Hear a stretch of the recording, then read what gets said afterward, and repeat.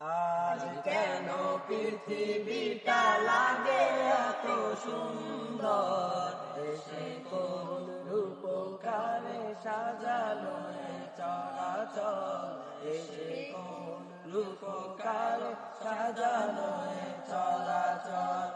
আজ কেন পৃথিবীটা লাগে এত সুন্দর, এসে কোন রূপকারে সাজানো এ চলাচল, এসে কোন রূপকারে সাজানো এ চলাচল।